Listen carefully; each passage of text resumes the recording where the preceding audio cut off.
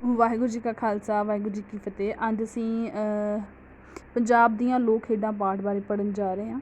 ਸੋ ਇਸ ਪਾਠ ਬਾਰੇ ਅਸੀਂ ਜਿਹੜਾ ਆ 2 ਵੀਡੀਓ ਦੇ ਵਿੱਚ ਪੜ੍ਹਾਂਗੇ। ਪਹਿਲੀ ਵੀਡੀਓ ਦੇ ਵਿੱਚ ਜਿਹੜਾ ਆ ਉਹ ਲੋਕ ਖੇਡਾਂ ਦੀ ਪਰਿਭਾਸ਼ਾ, ਲੱਛਣ ਔਰ ਲੋਕ ਖੇਡਾਂ ਦੀ ਜਿਹੜੀ ਵਰਗ ਵੰਡ ਹੈ ਉਹਦੇ ਬਾਰੇ ਜਿਹੜੀ ਅਸੀਂ ਗੱਲ ਕਰਾਂਗੇ।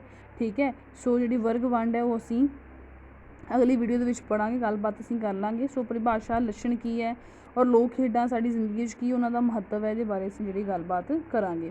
ਠੀਕ ਹੈ, ਸੋ ਇਹ ਸਾਰਾ ਦਾ ਸਾਰਾ ਪਾਠ ਜਿਹੜਾ ਹੈਗਾ ਉਹ ਬੇਟਾ ਜੀ ਕਿਹਦੇ ਨਾਲ ਸੰਬੰਧਿਤ ਹੈਗਾ ਆ। ਇਹ ਸਾਰਾ ਪਾਠ ਦੀ ਸਾਡੀ ਮਨੁੱਖੀ ਜੀਵਨ ਵਿੱਚ ਲੋਕ ਖੇਡਾਂ ਦੇ ਮਹੱਤਵ ਬਾਰੇ ਇਹਦੇ ਵਿੱਚ ਚਾਨਣਾ ਪਾਇਆ ਗਿਆ ਕਿ ਆਮ ਮਨੁੱਖ ਦੀ ਜ਼ਿੰਦਗੀ ਵਿੱਚ ਲੋਕ ਖੇਡਾਂ ਦਾ ਮਹੱਤਵ ਕੀ ਹੈਗਾ ਆ।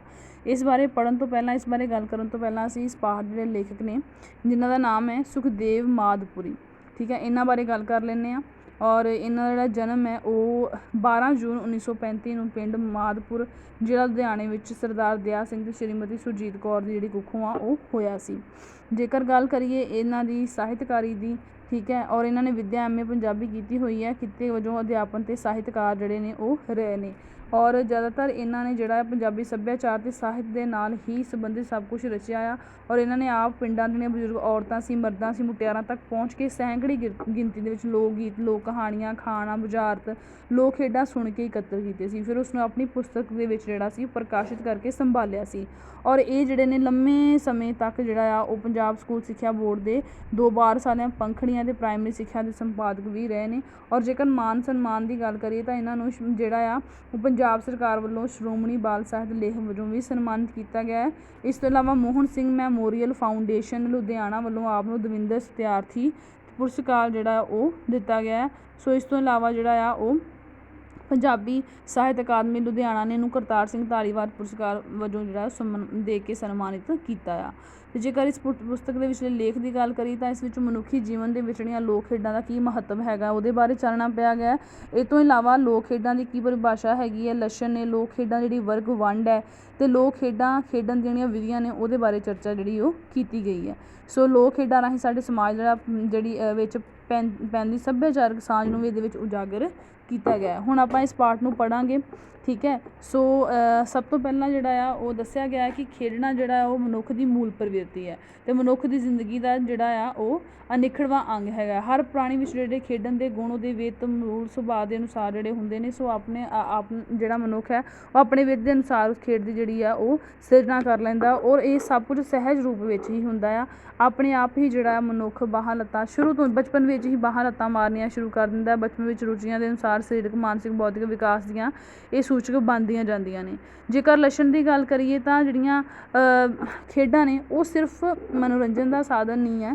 ਇਸ ਤੋਂ ਇਲਾਵਾ ਸਰੀਰਕ ਕਸਰਤ ਦਿੰਦੀਆਂ ਨੇ, ਸਾਡੇ ਸਰੀਰ ਦੇ ਵਿੱਚ ਤਾਕਤ ਪੈਦਾ ਕਰਦੀਆਂ ਨੇ ਔਰ ਖੇੜਾ ਪ੍ਰਦਾਨ ਕਰਦੀਆਂ ਨੇ, ਸਾਡੇ ਮਨੋਬਲ ਵਿੱਚ ਵਾਧਾ ਕਰਦੀਆਂ ਨੇ। ਇਸ ਤੋਂ ਇਲਾਵਾ ਜੀਵਨ ਪ੍ਰਤੀ ਸਾਡੇ ਵਿਸ਼ਵਾਸ ਨੂੰ ਪਕੀਰਾ ਕਰਦੀਆਂ ਨੇ ਔਰ ਹਰ ਤਰ੍ਹਾਂ ਦੀ ਸਥਿਤੀ ਵਿੱਚ ਸਾਨੂੰ ਜਿਹੜਾ ਮੁਕਾਬਲਾ ਕਰਨ ਦੀ ਸਮਰੱਥਾ ਬਖਸ਼ਦੀਆਂ ਨੇ। ਇਸ ਤੋਂ ਇਲਾਵਾ ਹਾਰ ਕੇ ਵੀ ਮਨੁੱਖ ਨੂੰ ਹਾਰ ਜਿਹੜਾ ਆ ਖਿੜੇ ਮੱਥਰ ਜਿਹੜਾ ਆ ਉਹ ਸਹਿਣ ਦੀ ਸ਼ਕਤੀ ਪ੍ਰਦਾਨ ਕਰਦੀਆਂ ਨੇ। ਰਿਸ਼ਟ ਪੁਸ਼ਟ, ਚੁਸਤ, ਫੁਰਤੀਲਾ, ਸ਼ਕਤੀਸ਼ਾਲੀ ਜਿਹੜਾ ਆ ਉਹ ਸਰੀਰ ਸਾਡਾ ਬਣਾਉਂਦੀਆਂ ਨੇ ਔਰ ਕੇਵਲ ਵਾਧੂ ਸਰੀਰਕ ਸ਼ਕਤੀ ਦਾ ਸਦਉਪਯੋਗ ਹੀ ਨਹੀਂ ਕਰਦੀਆਂ, ਸੋ ਜਿਹੜੇ ਕਮਜ਼ੋਰ ਸਰੀਰ ਵਾਲੇ ਮਨੁੱਖ ਹੁੰਦੇ ਨੇ ਉਹਨਾਂ ਨੂੰ ਵੀ ਇਹ ਤਾਕਤ ਦਿੰਦੀਆਂ ਨੇ।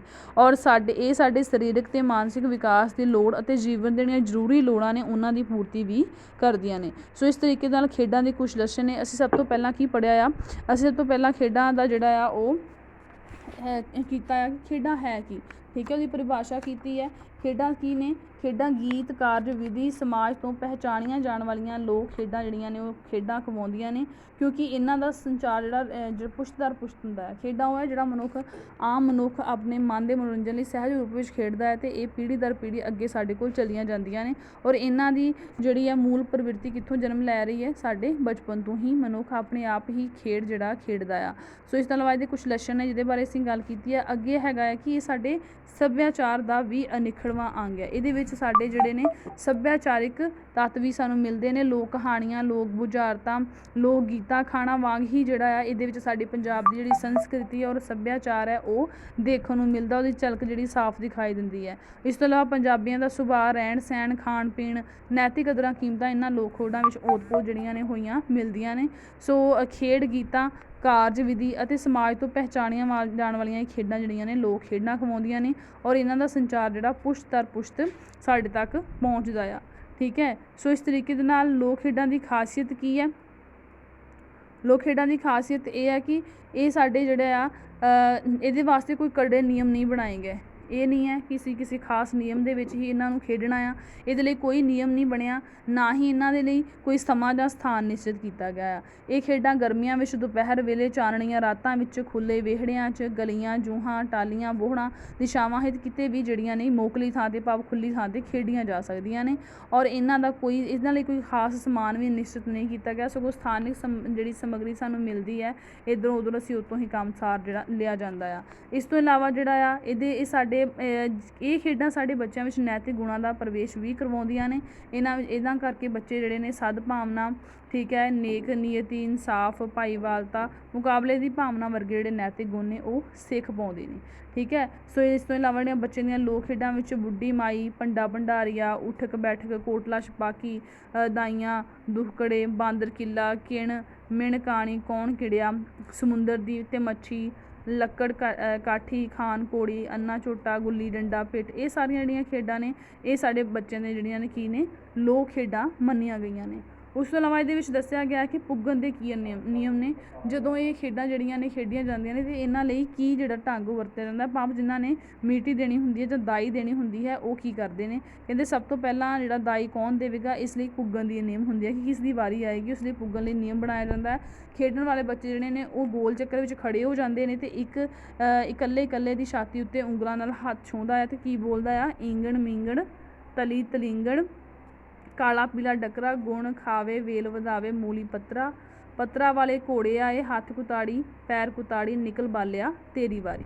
ਇਸ ਤਰੀਕੇ ਨਾਲ ਜਿੱਥੇ ਸਭ ਤੋਂ ਇਹ ਲਾਈਨ ਜਿਹੜੀ ਇਸ ਸ਼ਬਦ ਦੀ ਲਾਈਨ ਜਦੋਂ ਆਖਰੀ ਹੁੰਦੀ ਹੈ, ਜਿਸ ਨੂੰ ਹੱਥ ਲੱਗ ਜਾਂਦਾ ਹੈ ਅਤੇ ਇਹ ਜਿਹੜਾ ਗੀਤ ਖਤਮ ਹੋ ਜਾਂਦਾ ਹੈ, ਉਸ ਨੂੰ ਮਤਲਬ ਉਹ ਪੁੱਗ ਜਾਂਦਾ, ਉਹ ਨਿਕਲ ਜਾਂਦਾ ਵਿੱਚੋਂ। ਸੋ ਐਂਡ 'ਤੇ ਜਿਹੜਾ ਬੱਚਾ ਰਹਿ ਜਾਂਦਾ ਉਹਨੂੰ ਵਾਰੀ ਦੇਣੀ ਪੈਂਦੀ ਹੈ। ਇਸ ਤੋਂ ਇਲਾਵਾ ਇੱਕ ਹੋਰ ਢੰਗ ਵੀ ਵਰਤਿਆ ਜਾਂਦਾ ਹੈ ਜਿਹਦੇ ਵਿੱਚ ਮਤਲਬ ਬੱਚਾ ਜਿੰਨੇ ਬੱਚੇ ਖੇਡਣਾ ਚਾਹੁੰਦੇ ਨੇ ਉਹ ਆਪਣੇ ਆਪਣੇ ਹੱਥਾਂ ਦੀਆਂ ਉਂਗਲਾਂ ਨਾਲ ਇੱਕ ਦੂਜੇ ਦਾ ਹੱਥ ਫੜ ਕੇ ਆਪਣੇ ਹੱਥਾਂ ਨੂੰ ਹਵਾ ਵਿੱਚ ਉਛਾਲਦੇ ਨੇ, ਹੱਥ ਪੁੱਠੇ ਸਿੱਧੇ ਰੱਖਦੇ ਨੇ। ਜੇਕਰ ਪੁੱਗਣ ਵਾਲੇ 3 ਬੱਚੇ ਹੋਣ ਤਾਂ ਉਹਨਾਂ ਵਿੱਚ 2 ਦੇ ਹੱਥ ਪੁੱਠੇ ਅਤੇ ਇੱਕ ਦਾ ਸਿੱਧਾ ਹੋਵੇ ਤਾਂ ਸਿੱਧੇ ਹੱਥ ਵਾਲਾ ਪੁੱਗ ਜਾਂਦਾ ਹੈ। ਇਸ ਤਰ੍ਹਾਂ ਵਾਰ ਹੁੰਦਾ ਹੈ ਅਤੇ ਜਿਹੜਾ ਬੱਚਾ ਪਿੱਛੇ ਰਹਿ ਜਾਂਦਾ ਉਹਦੀ ਵਾਰੀ ਆ ਜਾਂਦੀ ਹੈ, ਭਾਵ ਉਹ ਮੀਟੀ ਦਿੰਦਾ ਹੈ, ਦਾਈ ਦਿੰਦਾ ਹੈ। ਉਸ ਤੋਂ ਬਾਅਦ ਜਿਹੜਾ ਆ ਆੜੀ ਮਲਕਣਾ ਹੁੰਦਾ ਹੈ ਕਿ ਮੰਨ ਲਓ ਟੋਲੀਆਂ ਬਣੀਆਂ ਨੇ, ਟੋਲੀਆਂ ਵਿੱਚੋਂ ਟੋਲੀ ਜਿਹੜੀ ਉਹ ਮਲਕਣੀ ਹੁੰਦੀ ਹੈ, ਠੀਕ ਹੈ। ਇਸ ਦੇ ਲਈ ਜਿਹੜਾ ਆ ਬਹੁਤ ਸਾਰੀਆਂ ਖੇਡਾਂ ਵਿੱਚ ਜਿਹੜੀਆਂ ਨੇ ਇਹ ਆੜੀ ਮਲਕਣਾ ਦਾ ਕੰਮ ਜਿਹੜਾ ਉਹ ਲਿਆ ਜਾਂਦਾ ਹੈ ਅਤੇ ਇਸ ਦੇ ਵਾਸਤੇ ਜਿਹੜੇ ਨੇ ਉਹ ਬੱਚਿਆਂ ਵਿੱਚ 2 ਬੱਚੇ ਥੋੜ੍ਹੀ ਦੂਰੀ 'ਤੇ ਜਾ ਕੇ ਆਪਣੀ ਫਰਜ਼ੀ ਨਾਂ ਰੱਖ ਲੈਂਦੇ ਨੇ, ਜਿਵੇਂ ਸੋਨਾ ਚਾਂਦੀ ਰੱਖ ਲੈਂਦੇ ਨੇ, ਵੱਖੜੀ ਪਾ ਕੇ ਆਉਂਦੇ ਨੇ। ਟੋਲੀਆਂ ਦੇ ਮੁਖੀ ਨੂੰ ਕਹਿੰਦੇ ਨੇ ਕੋਈ ਲਓ ਚਾਂਦੀ ਅਤੇ ਕੋਈ ਲਓ ਸੋਨਾ। ਜੇਕਰ ਇੱਕ ਟੋਲੀ ਦਾ ਮੁਖੀ ਚਾਂਦੀ ਮੰਗ ਲਵੇ ਤਾਂ ਚਾਂਦੀ ਦੇ ਨਾਮ ਵਾਲਾ ਬੱਚਾ ਜਿਹੜਾ ਉਸ ਟੋਲੀ ਵਿੱਚ ਚਲਾ ਜਾਂਦਾ ਹੈ ਅਤੇ ਦੂਜਾ ਦੂਜੀ ਟੋਲੀ ਵਿੱਚ। ਇਸ ਤਰੀਕੇ ਦੇ ਨਾਲ ਹੀ ਇੱਕ ਹੋਰ ਚੀਜ਼ ਜਿਹੜੀ ਉਹ ਕੀਤੀ ਜਾਂਦੀ ਆ ਕਿ ਜਿਹੜਾ ਆ ਉਹ ਮਤਲਬ ਇੱਕ ਜਿਹੜਾ ਆ ਉਹ ਆੜੀ ਚੁਣ ਲਈ ਇੱਕ ਗੀਤ ਗਾਇਆ ਜਾਂਦਾ। ਬੱਚੇ ਜਿਹੜੇ ਨੇ ਬੜੇ ਠਹਿਰਾਅ ਦੇ ਨਾਲ ਉਹ ਗੀਤ ਗਾਉਂਦੇ ਨੇ, ਜਿਵੇਂ ਹੈਗਾ ਖੂਹ ਵਿੱਚ ਪਪੀਤਾ ਕੋਈ ਮੰਗੇ ਰਾਮ ਕੋਈ ਮੰਗੇ ਸੀਤਾ, ਇੱਕਨ ਦੀ ਮਛਈਆਂ ਡੋ ਜਿਵੇਂ ਜੀਵੇ ਥੋਡਾ ਮਾਂ ਪਿਓ, ਖੂਹ ਵਿੱਚ ਮਾਰੀ ਪਾਥੀ ਕੋਈ ਲਓ ਸ਼ੇਰ ਕੋਈ ਲਓ ਹਾਥੀ। ਔਰ ਜਿਸ ਦੀ ਜਿਹੜੀ ਹੈ ਉਹ ਕਹਿੰਦੇ ਛੂਹਦੇ ਸਮੇਂ ਬੱਚਾ ਜਿਹੜਾ ਜਿਸ ਦਾ ਵੀ ਜਿਹੜਾ ਆ ਉਹ ਐਂਡ 'ਤੇ ਨਾਮ ਆ ਜਾਂਦਾ ਆ, ਠੀਕ ਹੈ, ਉਹ ਫਿਰ ਜਿਹੜਾ ਵੀ ਨਾਮ ਚੁਣੀ ਜਾਂਦਾ ਉਹ ਟੋਲੀ ਉਸ ਬੱਚੇ ਦੇ ਉਹ ਬੱਚਾ ਉਸ ਟੋਲੀ ਵਿੱਚ ਪਹੁੰਚਦਾ ਜਾਂਦਾ ਹੈ। ਇਸ ਤੋਂ ਇਲਾਵਾ ਜਿਹੜੀ ਦਾਈ ਮਾਈ ਨਾਂ ਦੇਣੀ ਜਾਂ ਮੀਣੀ ਵਿਚਾਲੇ ਵੀ ਇੱਕ ਜਿਹੜੀ ਚੀਜ਼ ਉਹ ਗਾਈ ਜਾਂਦੀ, ਜਿਹੜਾ ਬੱਚਾ ਵਿੱਚੇ ਦਾਈ ਛੱਡ ਜਾਂਦਾ ਜਾਂ ਮੀਟੀ ਨਹੀਂ ਦਿੰਦਾ ਉਹਦੇ ਲਈ ਵੀ ਜਿਹੜਾ ਇੱਕ ਗਾਇਆ ਜਾਂਦਾ ਪੁਰਾਤਨ ਗੀਤ। ਇਹ ਮਤਲਬ ਇਹ ਕਿਹਾ ਜਾਂਦਾ ਕਿ ਰੱਬ ਜੇ ਉਹ ਮੀਟੀ ਨਹੀਂ ਦੇਗਾ ਤਾਂ ਉਹਦੇ ਸਿਰ ਭਾਰ ਚੜ੍ਹੇਗਾ, ਅਤੇ ਜੇ ਕੋਈ ਬੱਚਾ ਆਪਣੀ ਮੀਟੀ ਵਿੱਚੇ ਵਿਚਾਲੇ ਛੱਡ ਕੇ ਜਾਏਗਾ ਤਾਂ ਉਹਦੇ ਲਈ ਇਹ ਗੀਤ ਸੀ। ਕਿਸੇ ਕਹਿੰਦੇ ਸਾਡੀ ਮੀਟੀ ਦੱਬਣਾ ਘਰ ਦੇ ਚੂਹੇ ਚੱਬਣਾ, ਇੱਕ ਚੂਹਾ ਰਹਿ ਗਿਆ ਸਿਪਾਹੀ ਫੜ ਕੇ ਲੈ ਗਿਆ, ਸਿਪਾਹੀ ਨੇ ਮਾਰੀ ਇੱਟ ਚਾਹੇ ਰੋ ਤੇ ਚਾਹੇ ਪਿੱਟ। ਇਹ ਗੀਤ ਜਿਹੜਾ ਉਹਨਾਂ ਲਈ ਗਾਇਆ ਜਾਂਦਾ ਜਿਹੜੇ ਮੀਟੀ ਨਹੀਂ ਦਿੰਦੇ ਜਾਂ ਜਿਹੜੇ ਵਾਰੀ ਨਹੀਂ ਦਿੰਦੇ। ਉਸ ਤੋਂ ਇਲਾਵਾ ਜਿਹੜੀਆਂ ਖੇਡਾਂ ਨੇ ਬੇਟਾ ਜੀ ਇਹਦੇ ਵਿੱਚ ਸਾਡੇ ਜਿਹੜੇ ਨੇ ਮਨੋਰੰਜਨ ਦਾ ਸਾਧਨ ਤਾਂ ਹੈ ਹੀ ਹੈ ਨੇ, ਨਾਲ ਸਾਡੇ ਜਿਹੜੇ ਭਾਈਚਾਰਕ ਸਾਂਝ ਹੈ ਉਹਨੂੰ ਵੀ ਜਿਹੜੀ ਪੇਸ਼ ਕਰਦੀਆਂ ਨੇ ਖੇਡਾਂ। ਇਹਦੇ ਵਿੱਚ ਕਿਸੇ ਵੀ ਤਰ੍ਹਾਂ ਦਾ ਕੋਈ ਬੱਚਿਆਂ ਦੇ ਵਿੱਚ ਜਾਤ ਪਾਤ ਊਚ ਨੀਚ ਅਮੀਰੀ ਗਰੀਬੀ ਦਾ ਕੋਈ ਫਰਕ ਨਹੀਂ ਹੁੰਦਾ। ਸਾਰੇ ਰਲ ਮਿਲ ਕੇ ਜਿਹੜੇ ਨੇ ਉਹ ਖੇਡਾਂ ਦਾ ਆਨੰਦ ਜਿਹੜੇ ਨੇ ਉਹ ਲੈਂਦੇ ਨੇ। ਔਰ ਇਸ ਤੋਂ ਇਲਾਵਾ ਜਿਹੜਾ ਆ ਇਹ ਖੇਡਾਂ ਬੱਚਿਆਂ ਨੂੰ ਸਰੀਰਕ ਤੌਰ 'ਤੇ ਮਾਨਸਿਕ ਤੌਰ 'ਤੇ ਮਜਬੂਰ ਰੱਖਦੇ ਨੇ, ਨਸ਼ਿਆਂ ਤੋਂ ਬਚਾਉਂਦੀਆਂ ਨੇ। ਔਰ ਇਹ ਖੇਡਾਂ ਸਾਡੇ ਜਿਹੜੀਆਂ ਨੌਜਵਾਨਾਂ ਨੂੰ ਕੁਰਾਹੇ ਪੈਣ ਤੋਂ ਵੀ ਜਿਹੜੀਆਂ ਨੇ ਉਹ ਦੂਰ ਰੱਖਦੇ ਨੇ, ਭਾਵ ਨੌਜਵਾਨ ਜਿਹੜੇ ਨੇ ਕੁਰਾਹੇ ਨਹੀਂ ਪੈਂਦੇ ਅਤੇ ਆਪਣੇ ਜਿਹੜੇ ਆ ਉਹ ਸਰੀਰ ਦਾ ਪ੍ਰੋਪਰ ਇਸਤੇਮਾਲ ਕਰਦੇ ਹੋਏ ਜੀਵਨ ਦੇ ਵਿੱਚ ਤਰੱਕੀ ਕਰਦੇ ਨੇ। ਹੁਣ ਉਸ ਤੋਂ ਬਾਅਦ ਵਰਗ ਵੰਡ ਹੈ ਖੇਡਾਂ ਦੀ, ਜਿਹਦੇ ਵਿੱਚ ਕੁਸ਼ਤੀਆਂ ਨੇ, ਕਬੱਡੀ ਹੈ, ਖਿੱਦੋ ਹੁੰਦੀ ਹੈ, ਕੁਛ ਖੇਡਾਂ ਨੇ। ਉਹਦੇ ਬਾਰੇ ਆਪਾਂ ਜਿਹੜੀ ਗੱਲ ਹੈ ਜਿਵੇਂ ਸੌਂਚੀ ਪੱਕੀ ਹੈ, ਖਿੱਦੋ ਖੂੰਡੀ ਹੈ, ਲੱਲਿਆਂ ਦੀ ਖੇਡ ਹੈ, ਇਹਦੇ ਬਾਰੇ ਆਪਾਂ ਗੱਲਬਾਤ ਜਿਹੜੀ ਹੈਗੀ ਆ ਉਹ ਅਗਲੀ ਵੀਡੀਓ ਦੇ ਵਿੱਚ ਕਰਾਂਗੇ। ਸੋ ਨੈਕਸਟ ਵੀਡੀਓ ਦੇ ਵਿੱਚ ਆਪਾਂ ਜਿਹੜੀ ਹੈ ਖੇਡਾਂ ਦੀ ਵਰਗਵਾੜ ਹੈ, ਕਿੰਨੇ ਪ੍ਰਕਾਰ ਦੀਆਂ ਖੇਡਾਂ ਨੇ ਜਿਹੜੀਆਂ ਖੇਡੀਆਂ ਜਾਂਦੀਆਂ ਨੇ, ਉਹਨਾਂ ਬਾਰੇ ਕੁਝ ਖੇਡਾਂ ਬਾਰੇ ਆਪਾਂ ਵਿਚਾਰ ਚਰਚਾ ਕਰਾਂਗੇ ਨੈਕਸਟ ਵੀਡੀਓ ਦੇ ਵਿੱਚ। ਸੋ ਉਮੀਦ ਹੈ ਤੁਹਾਨੂੰ ਸਮਝ ਆਈ ਹੋਏਗੀ। ਵਾਹਿਗੁਰੂ ਜੀ ਕਾ ਖਾਲਸਾ, ਵਾਹਿਗੁਰੂ ਜੀ ਕੀ ਫਤਿਹ।